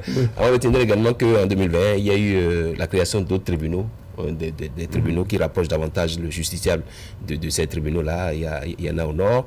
On va retenir également qu'en 2020, il y a eu beaucoup de concours qui ont été organisés quand même pour essayer de redéployer un peu, pour essayer d'étoffer un peu le personnel de la justice, parce que justement, vous savez, il y a un test sur la magistrature, et je voudrais rapidement embrayer là-dessus, qui dit qu'il faut avoir un certain âge, qu'au-delà de cet âge-là, vous ne pouvez aller à ce concours sous peine de justifier des choses. Ça veut dire que si les gouvernants successifs s'étaient occupés à organiser le concours comme cela se doit annuellement, il y aurait eu beaucoup de magistrats, il y aurait eu beaucoup de gens qui en temps voudraient être magistrats et qui seraient devenus magistrats. On n'aurait pas assisté à ces gens de fraude. C'est pour dire que bon, il y a beaucoup de faits qui ont marqué l'actualité. Et moi j'ai voulu marquer justement sur ces différents plans. Moi je n'avais franchement retenu rien de remarquable pour 2020, mais je viens d'avoir un sujet. Moi, ce qui m'a marqué, ce sont les regrets de Emmanuel de n'avoir eu la chance de participer au concours des électeurs de justice. Et du coup, j'ai lui demandé, il aurait pu faire agir rapidement sur son acte de naissance. Il fallait reprendre les diplômes.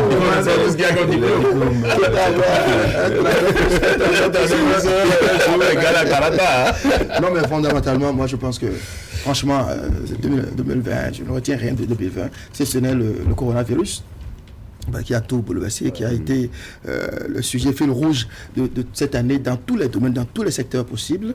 Je crois que si la mafia des laboratoires pharmaceutiques n'avait réussi à embarquer également les politiques, la mafia politique également, pour s'accorder sur la fabrication de vaccins, on aurait pu retenir un certain Didier Raoult comme personnage de l'année, ou carrément le Soignant comme le personnage de l'année, quel que soit le pays, quel que soit l'endroit du monde où vous vous trouvez, parce que le Covid a bouleversé vraiment toutes les certitudes, ça a bouleversé, n'est-ce pas, tous les êtres vivants sur la Terre, parce que vous savez qu'il n'y a pas que les hommes qui ont été impactés par cela, même nos animaux, parce que d'une manière ou d'une autre, les rapports ont changé, qu'ils vous souviennent, on a commencé cette affaire-là par une affaire de pangolin, puis après c'est rentré dans la chauve-souris pour finalement sortir dans l'homme.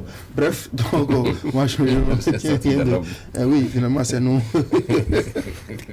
Une fois, mais quand même il faut se réjouir, pour ce qui nous concerne ici sous les tropiques, que on n'a pas réussi à nous attribuer la paternité de cette maladie. Au contraire, nous sommes révélés plutôt résilients par rapport à nos amis de l'Occident.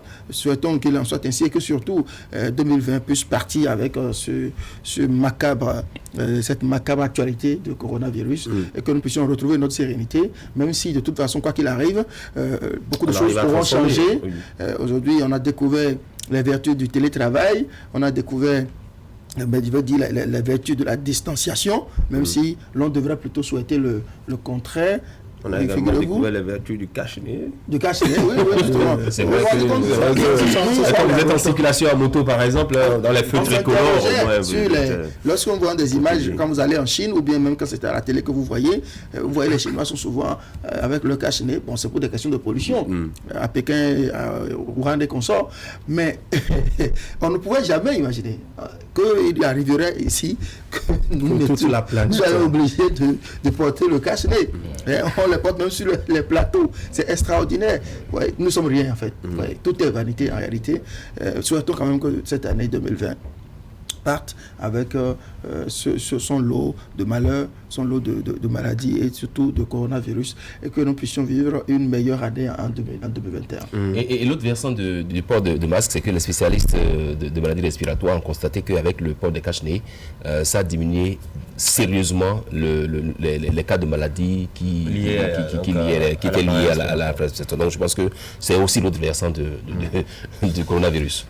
Et puis sur le plan sportif, non, mais c'est clair. Le coronavirus toujours a eu raison. Des activités sportives, elles ont été mises en parenthèse depuis plusieurs mois déjà. La preuve, c'est un conseil des ministres qui a dit qu'il n'est plus autorisé toutes les manifestations non essentielles.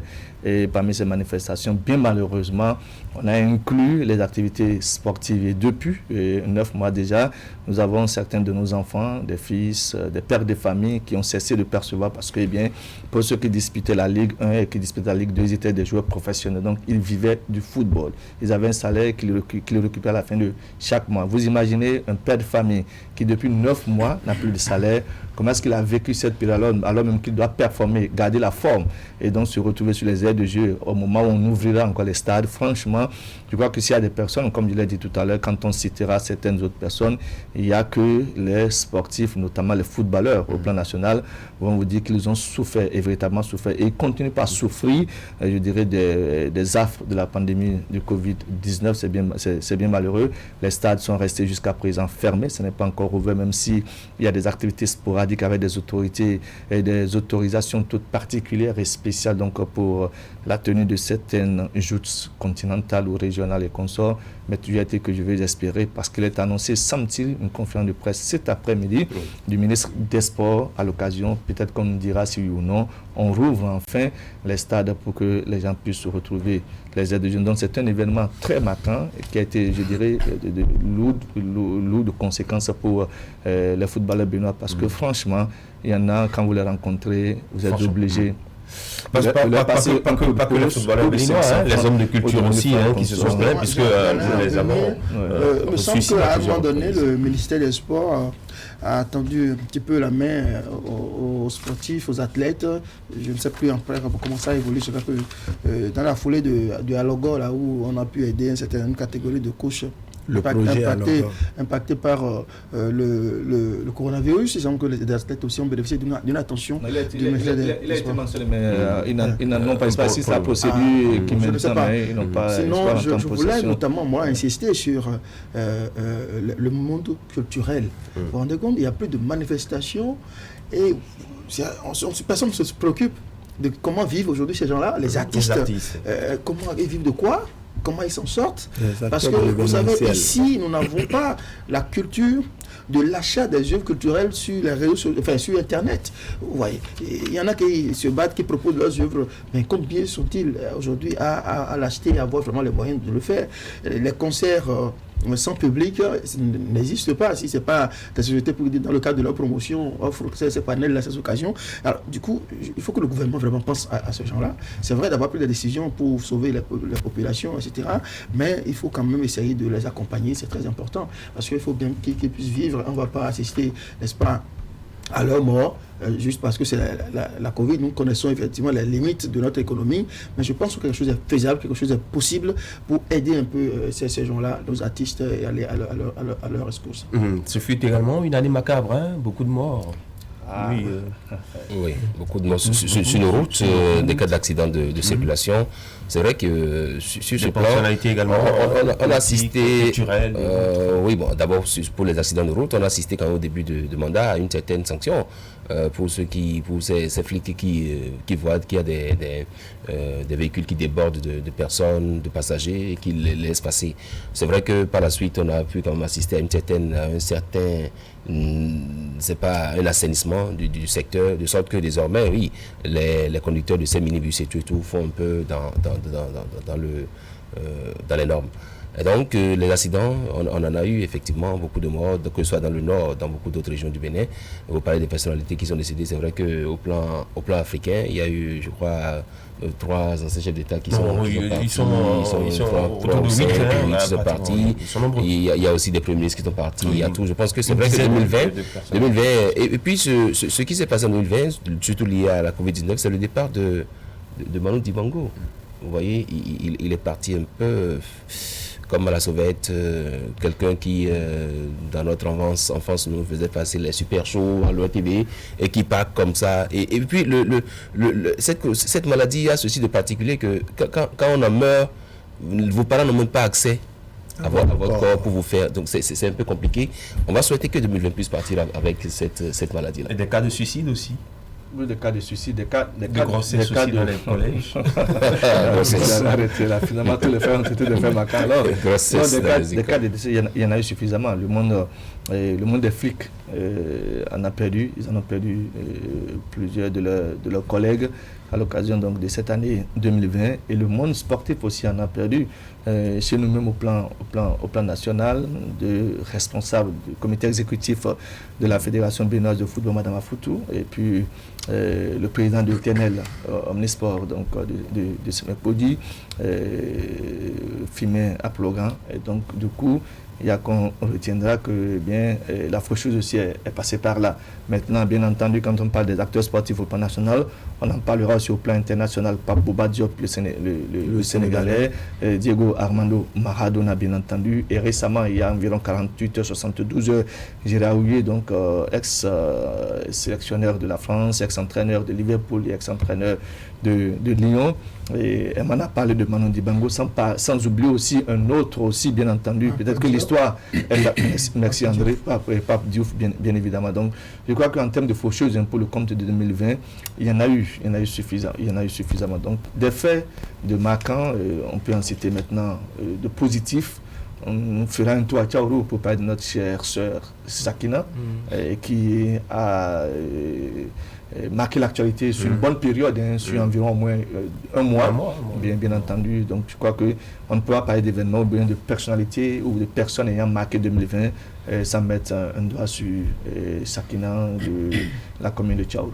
Oui, maintenant si on reste sur le plan national, au-delà des satisfactions, au-delà des inquiétudes, il y a un sujet qui avait inquiété au point qu'on en avait fait débat ici, ce sont les cas de suicide. Les morts qu'on a enregistrés, il y a eu ceux qui se suicident juste parce qu'ils ont eu des difficultés à payer le loyer. Et je pense que c'est d'ailleurs ce qui avait attiré l'attention de manière à ce qu'on puisse poser... Vous voulez parler de cette note laissée par quelqu'un qui s'est suicidé là pour 30 000 francs? Oui, il y a eu ce cas. Il y a des infanticides, il y a eu des matricides, il y a de ces femmes, de ces hommes de ces jeunes, n'est-ce pas, qui ont tué leur maman qui a tué 3 enfants, ses propres enfants, un autre qui tue son voisin pour avoir volé le coq d'un autre voisin.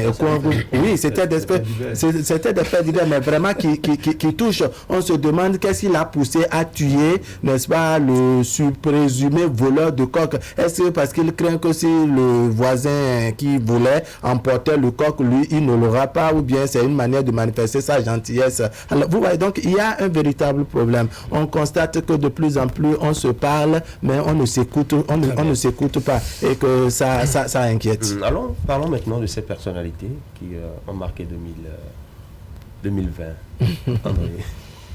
Ils ne sont pas nombreux. Non, cette personnalité, il faut... On ne peut pas dresser de mémoire à l'éphéméride, enfin, je sais pas, de 2020, la rétrospective de l'année 2020. Je pense que il y a plusieurs personnalités qu'on pourrait peut-être retenir. Je sais pas si le ministre de la Santé, avec sa série de conférences de presse. Non, mais vous savez, le ministre de la Santé a été en pôle position de la riposte béninoise contre le coronavirus. Le citer parmi les personnalités de l'année serait tout à fait me semble-t-il objectif. C'est clair qu'il a montré tout son dynamisme, son savoir-faire.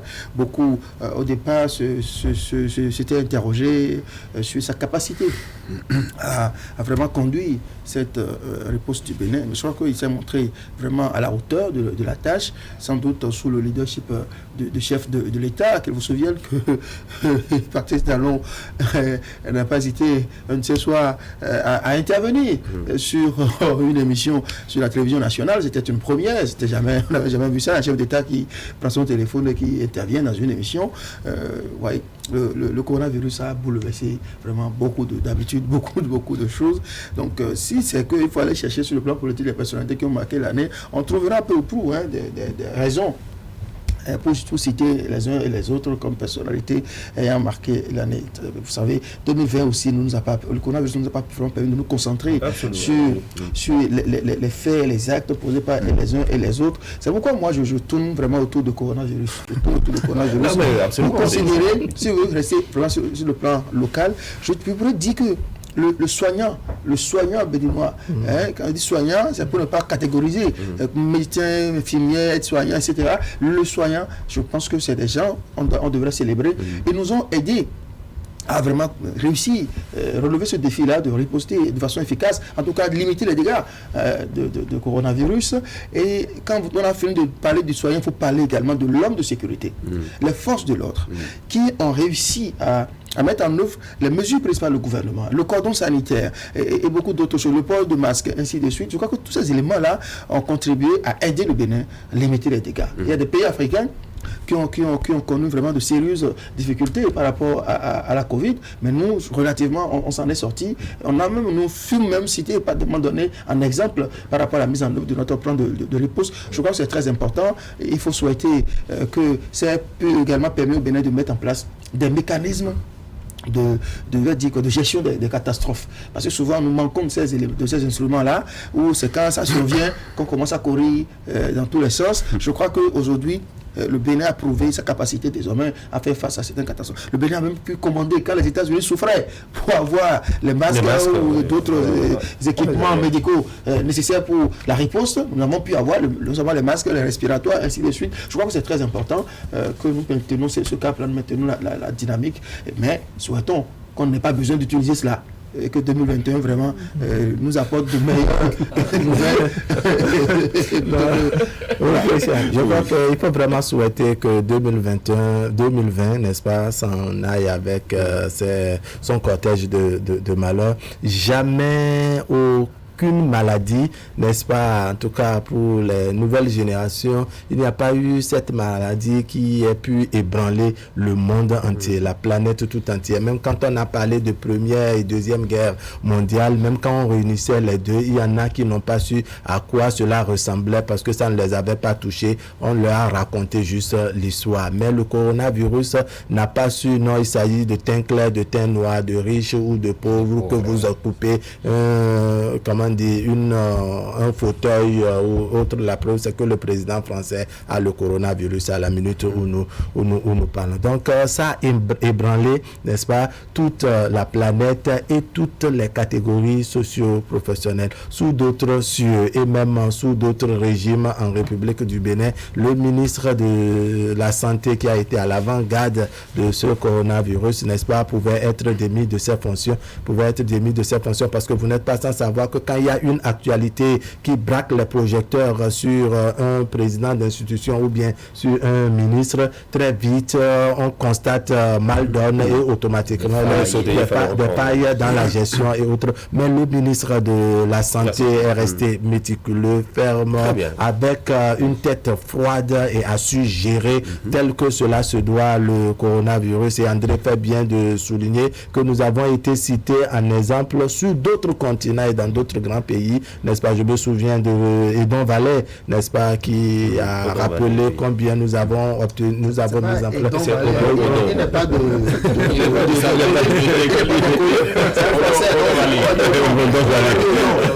C'est pas une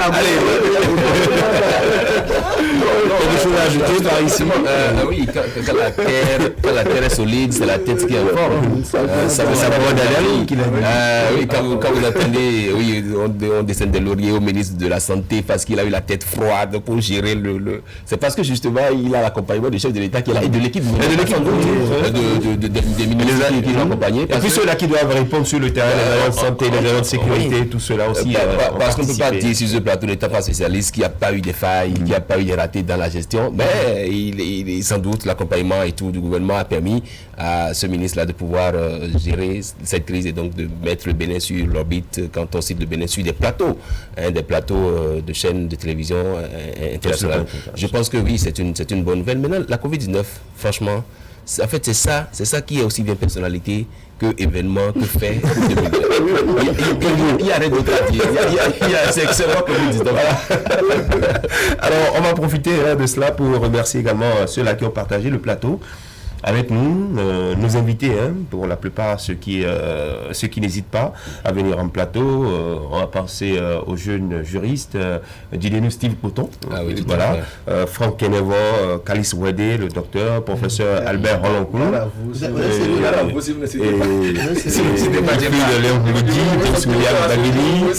et tout. Les acteurs politiques également. On ne peut pas tous les citer.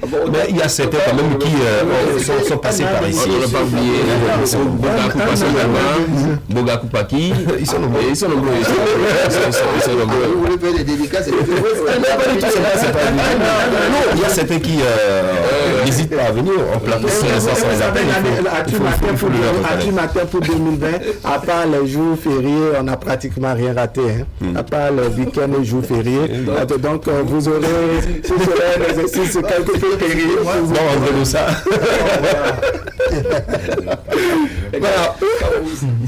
J'espère que vous citerez tout le monde. Non, si vous en avez quelques-uns, il y a combien de personnes, je l'ai dit tout à l'heure, il y a de ces personnes que nous avons mais je crois qu'il y a un autre détail, au-delà des personnalités, sinon dans le rang des personnalités qui ont marqué. On a déjà fermé cette. Oui, non, très rapidement, puisqu'on a encore quelques. Non, il y a le maire de Djougou, toute estime gardée, n'est-ce pas, qui est venu imprimer une nouvelle politique de la décentralisation à Djougou. Ça, il faut le reconnaître. C'est une nouvelle manière de gérer les communes que Malik Gomina est venu implanter dans la commune de Djougou. Je vous donne un exemple très simple. Djougou avait cette négligence en ce qui concerne la propriété, un peu comme beaucoup de nos communes de la Donga. Mais le maire est venu et a imprimé un nouveau style, lequel a consisté par exemple à mettre les arrondissements en compétition, c'est-à-dire le premier à s'illustrer en termes de propriété serait récompensé. Je crois que lors de la dernière session, en tout cas dans le compte rendu que le maire a souhaité avec ses administrés, on en est arrivé à identifier 2 arrondissements qui ont pu bien s'illustrer et qui ont été récompensés dans ce sens. Donc je crois que il faut cela. Il y a bien d'autres maires qu'on pouvait citer ici, même si le temps ne nous permettrait pas. Oui, Hakim. Non, on évolue. Alors, on va évoluer. La fête est là. C'est, je dirais, vendredi prochain, non, avant la Noël. Avant la fête, je savais que c'était la fête, c'était la parenthèse que vous voulez ouvrir. Je crois qu'on a abordé les questions, les impacts de la Covid sur des activités. On a parlé de l'activité sportive. Si vous le permettez, je ne sais pas si ça va être abordé avant la fin de l'émission.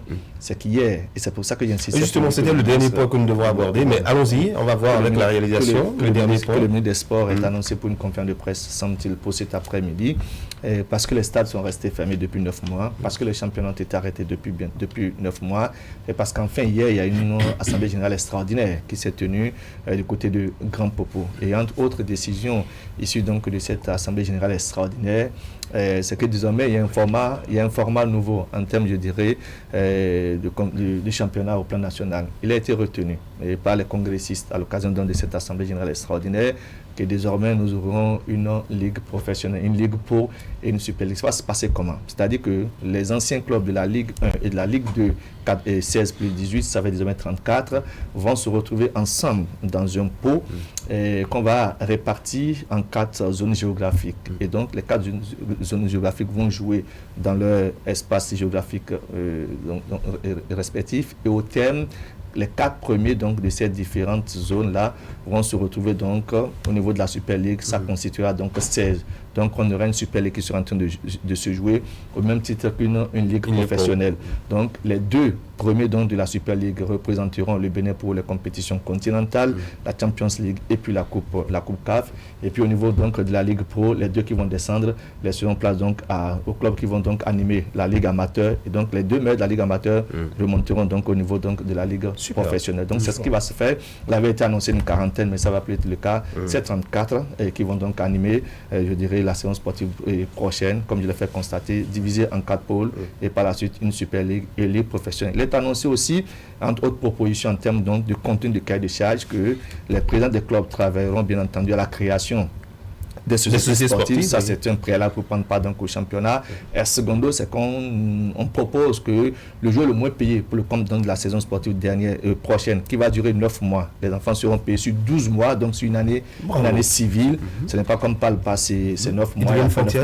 Donc, on leur propose donc, un contrat d'une année civile, et le salaire minimum qui est proposé, c'est 100 000 francs CFA. Ça tiendra compte, je dirais, de la bourse des différents clubs. Ça veut dire que si les choses se font correctement, je crois que de plus en plus, nos enfants vont se retrouver. Du moins, les footballeurs qui vivent désormais du football peuvent avoir donc la chance, je dirais, de vivre de leur art. Et enfin, la saison sportive sera lancée pas le début du championnat, parce que qui parle du début du championnat parle de bien de modalités donc à remplir, cahier de charge, et enregistrement des joueurs, tout ce qui est autour, délivrance de licences et comptes, ça va faire un peu long.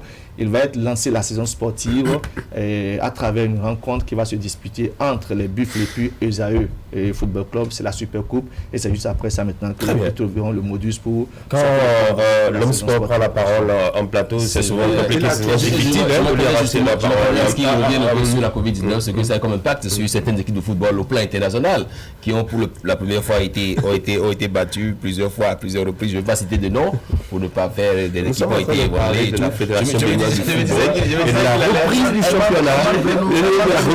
du championnat national de football national, parce qu'il y a eu un événement important justement. En attendant la conférence de presse du ministre des Sports national hier, Eman. Oui, parce que la Kimi a déjà tout dit. Il a tout dit. Parce qu'il n'a pas tout dit. André a quelque chose à ajouter. Maintenant, si vous l'avez déjà dit, il n'y a pas de souci. On n'a pas mentionné que le ministère des Sports aurait souhaité que l'on organise un championnat à 40, et que les délégués, après l'avoir applaudi, ont plutôt opté pour 34. En fait, vous savez, les délégués, ce sont les propriétaires de clubs, les présidents de clubs, les responsables de clubs, et qui, eux, en fait, ont peur. C'est une réalité. Ils ont peur des clubs créés par les sociétés qui, sans doute, auront plus de moyens, ainsi de suite, et donc pourraient peut-être venir écraser le système existant. Donc, on veut contraindre les entreprises qui voudraient bien créer des clubs, qu'au lieu de créer leurs clubs, ils peuvent racheter les clubs, c'est avec les clubs en difficulté aujourd'hui. Alors, donc, le problème maintenant, c'est quoi? Au lieu de 40, on est en train d'aller à 34. Alors, du coup, on est en lieu de se demander, est-ce que ça ne va pas décourager des entreprises qui sont déjà dans cette dynamique-là? Il me semble que ça va faire une bonne demi-douzaine d'équipes donc écartées, qui vont donc commencer par le bas, c'est-à-dire la division amateur, puis troisième, deuxième, et parvenir éventuellement en première division. Écoutez, l'essentiel est qu'on remette le ballon sur le terrain et que les jeunes gens jouent et soient bien traités, soient payés, et que le dispositif que le gouvernement est en train de mettre en place pour accompagner le mouvement, je crois qu'on va même procéder à des recrutements de directeurs sportifs, de techniciens, pour les mettre à la disposition de ces clubs-là, et que vraiment nous puissions avoir un championnat digne. Surtout avec les stades qui sont en train d'être finis. Oui, il faut bien utiliser cette infrastructure-là. C'est pour cela que c'est intéressant, la réforme, enfin, ce qui va être, le changement qui va être opéré dans le football national. Nous irons au stade, nos supporters, hein. On va renouer avec les stades, les tribunes, les gradins. Alors, mercredi, aujourd'hui, c'est bien beau de le dire à la télé, mais dans 2 jours, il faut vraiment aller sur ça. Dans 2 jours, ce sera la Noël. Une semaine plus tard, vendredi prochain, ce sera le Nouvel An. Alors,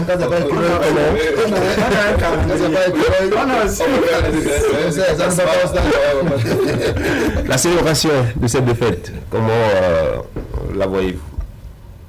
Noël. Bon, la question à moi.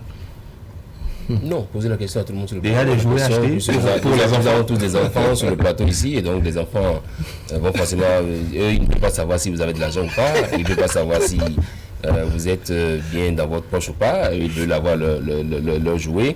Et il y a un collègue de service hier qui m'a montré la liste faite par ses enfants, et à la fin ils ont signé, ils ont mis en bas les enfants. Et quand ils ont fini de lui faire la liste de ceux dont ils ont besoin pour la fête, ils ont mis en bas les enfants. C'est la signature, quoi. Pour dire que vous réunissez notre syndicat, dit que ce soit toi ça qui nous soit acheté pour la fête. Donc je pense que les enfants, non, ils ont désormais leur syndicat, ils écrivent. Il y en a qui à la fin ont écrit bonne chance papa. Ils se disent que papa va forcément avoir il faut la baraka pour trouver de l'argent pour voir si. Donc je pense que oui, il faut que les enfants nous souhaitent assez de bonne chance pour qu'on puisse parvenir à satisfaire à leur doléance. Est-ce que c'est facile ça? Il y a certains qui n'ont pas fini de gérer les problèmes de scolarité et la Noël qui est déjà là, malgré la pandémie du coronavirus. Faut-il fêter à Kivé? Il faut rendre grâce si vous pouvez vivre jusqu'au 25. Il faut rendre davantage grâce si vous avez la chance de voir le 1er janvier 2021. Donc moi, je suis dans une dynamique de gratitude envers le Seigneur, parce que le 1er janvier 2020, on était avec plusieurs qui espéraient aussi retrouver 2021, mais malheureusement, chemin faisant, ils sont sortis du train. Et le train va poursuivre son chemin. Et le train en a encore pour 7 jours ou 8 jours pour retrouver 2021. Souhaitons que 2021 nous retrouve en bonne santé. Souhaitons que 2021 soit porteur, je dirais, de très belles choses. Souhaitons que 2021 nous épargne des maux qui ont émaillé 2020. Souhaitons de voir véritablement 2021 et que, bien évidemment, des facilités puissent nous être offertes afin qu'on puisse en profiter et mettre, je dirais, à disposition à ceux qui en seront bénéficiaires, comme l'a demandé les enfants dont la note a été lue par Eman, que les parents puissent répondre à leurs besoins quotidiens. C'est tout ce qu'on peut se souhaiter. Au-delà, tout le reste, ce n'est que vanité. Souhaitons donc avoir la santé, souhaitons avoir les moyens pour mettre nos enfants dans de très bonnes conditions, souhaitons donc avoir le minimum et souhaitons que nous continuions pas à nous aimer, parce que la culture de l'amour semble-t-il est en train de disparaître. Si on le fait ainsi, bien entendu. L'individualisme qui prend le pas sur tout. Voilà. Oui, bon, la fête est là, vous l'avez dit, on va souhaiter, je crois que le premier souhait, c'est la santé pour tout le monde, aussi bien aux amis, aux parents qu'aux enfants, aux enfants, pour ces enfants donc qui souhaitent des cadeaux, qui souhaitent fêter, n'est-ce pas, nous-mêmes, nous souhaitons déjà bonne chance pour avoir les moyens et donner satisfaction à leurs besoins, que ceux qui sont également chargés, n'est-ce pas, comme le disait Hakim, de satisfaire également à nous nos besoins, qu'ils pensent vraiment à nous et qu'ils pensent à nous à temps, parce que ça aussi c'est un détail non négligeable. Ce que l'on peut se souhaiter au-delà de tout, c'est de mettre pied dans la nouvelle année avec la santé, avec énergie. Le bonheur sans doute viendra au bout de l'effort. Je pense que tout le monde est disponible et disposé ici, n'est-ce pas, à fournir cet effort-là. On va finir avec vous, André Doucet. Écoutez, vous savez que normalement il n'y a pas fête, c'est un coronavirus. Il y a question chacun fêtera chez lui. De distanciation. Les enfants n'ont pas encore compris que le coronavirus a eu des effets sur Papa Noël. Oui, mais il faut rester assez modéré. Et ben, écoutez, joyeux Noël à tous. Et voilà. Et nous, je pense que nous allons nous retrouver en 2021. Dernier numéro de votre matinale Actu Matin. Ce mercredi, on va prendre une petite pause. Le temps de nous préparer et revenir beaucoup plus en force pour 2021. On rappelle que 2021, c'est une année électorale, la présidentielle, dont le premier tour est fixé au 11 avril 2021. Merci, chers messieurs. Merci. Et nous, c'est toute l'équipe. Oui, il ne faut pas oublier nos amis de la diffusion, de la réalisation. Ça fait partie aussi des choses qui ont marqué l'actualité en 2020. Le décor nouveau, des personnes nouvelles qui ont apporté, je dirais, une touche toute particulière à la qualité, je dirais, de ce que nous présentons. Ils sont bien nombreux. Et de l'autre côté de la régie, Christelle, Yves, William, Christelle. Non, c'était Christelle. C'est elle qui a la réalisation. Et maintenant, les preneurs de son, Francisco Kou, qui continue toujours, je dirais, à bien tenir, malgré tout ce qui se passe. Et les Alfred Sou, la diffusion aussi qui fait un travail très impeccable. Hippolyte avec toute sa clique, de Modeste et consort. Et Clément, a cité bien de noms. Et maintenant, tout ça là, avec, je dirais, la sagacité de la rédaction en chef, de la direction et de la maison, bien entendu. C'est pour ça que, quoi que d'une manière ou d'une autre, on ne peut pas aujourd'hui quitter le plateau sans avoir un clin d'œil vis-à-vis de cette personne qui essaie donc de chapeau à l'heure. Vous avez oublié la maquilleuse? Je me suis permis de l'oublier. Après, il y a 3 semaines ici, je disais que nous avons des visages sur le plateau parce que Sylvia est en congé. Donc, elle va reprendre avec qu'elle revienne très en forme, bien entendu. Donc, c'est toute une équipe. Il faut saluer ceux qui ont travaillé. Parce que vous avez la chance d'être... N'oubliez pas les agents d'entretien aussi. La sécurité. Maintenant, vos épouses qui vous laissent quitter la maison à 5 heures du matin. Alors là, pourquoi vous dites vos épouses? Vous oubliez la directrice. Notre première épouse. Pourtant, vous... On va le faire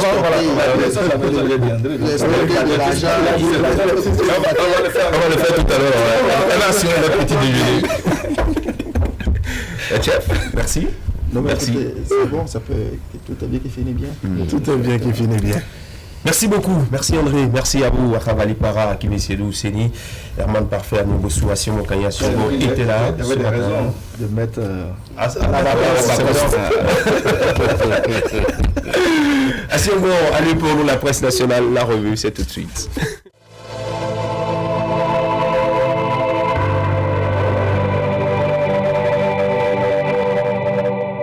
Mesdemoiselles, Mesdames et Messieurs, bonjour. Le verdict du procès dans l'affaire fraude lors du concours des auditeurs de justice est tombé hier mardi et comme le rapporte le potentiel, prison et lourde amende pour les mises en cause. Libération d'expliquer que les mises en cause ont été présentées au procureur de la République et le ministère public requiert la relaxation de Maître Koundé, la condamnation du directeur adjoint de cabinet du ministre de la Justice à 6 mois avec sursis et la condamnation des 2 dames à 36 mois de prison, dont 12 fermes et une amende de 38 millions de francs CFA. Le Soleil Bénin Info explique que l'amende représente une partie du montant total ayant servi à l'organisation du concours. Fraternité revient sur le moment fort de la tricherie qui a eu lieu et relate les faits pour écrire que pendant cette épreuve, informait le procureur à l'annonce des poursuites, une candidate a été vue en train de manipuler un téléphone portable par lequel elle correspondait avec une personne extérieure et une autre avec des documents écrits en forme de brouillon qui n'étaient pas ceux fournis par le centre d'examen. L'autre information dont parle quelques parutions ce jour porte sur l'actualisation de la liste électorale permanente informatisée et l'enrôlement des citoyens à ce sujet. L'événement du jour enseigne que le COS-LEPI veut donner de la chance à tous les Béninois en âge de voter d'exprimer librement leurs droits civiques. C'est pourquoi les opérations de la seconde phase de l'enrôlement des citoyens ont repris depuis hier. Le COS-LEPI fait former les opérateurs kits et autres pour la réussite de cette deuxième phase.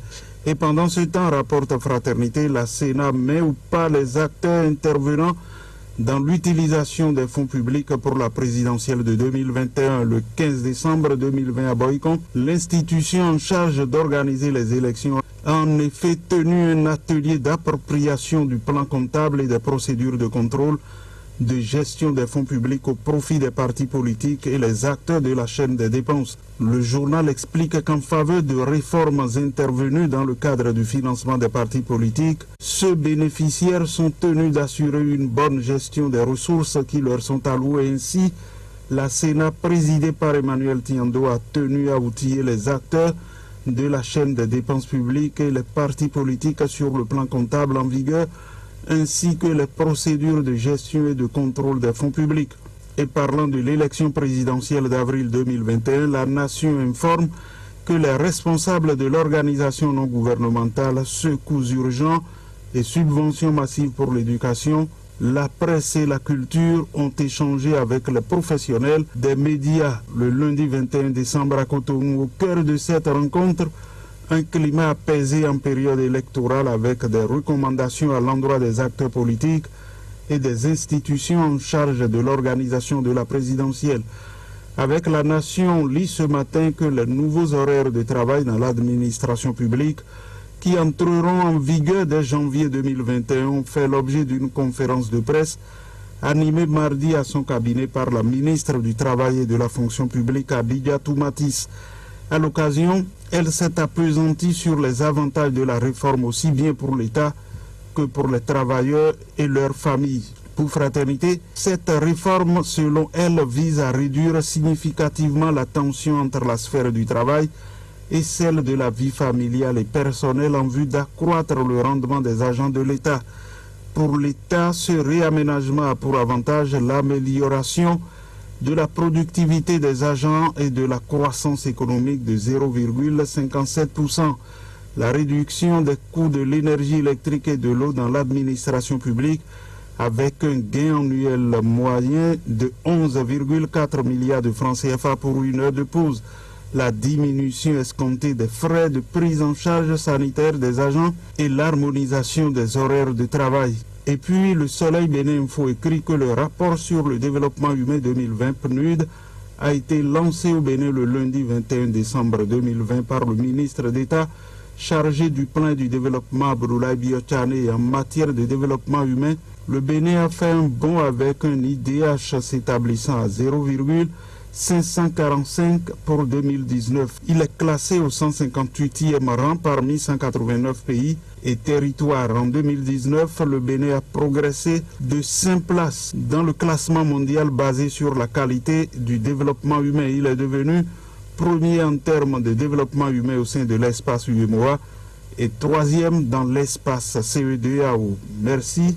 Et dans le même temps, l'événement du jour rapporte que les mesures d'urgence contre la pandémie du coronavirus au Bénin sont à nouveau appuyées par le Fonds monétaire international d'un montant de 177,96 millions de dollars américains. C'est ce qu'a décidé le conseil d'administration le lundi 21 décembre. Merci d'avoir suivi la revue de presse.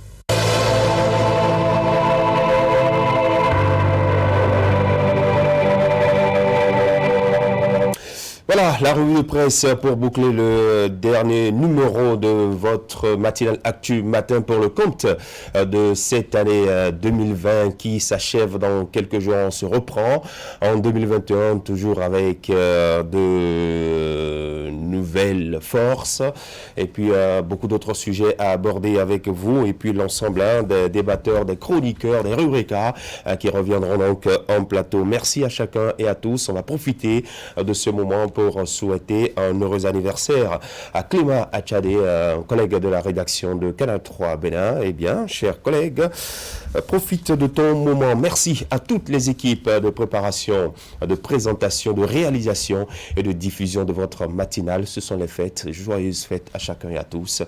Et à l'année prochaine.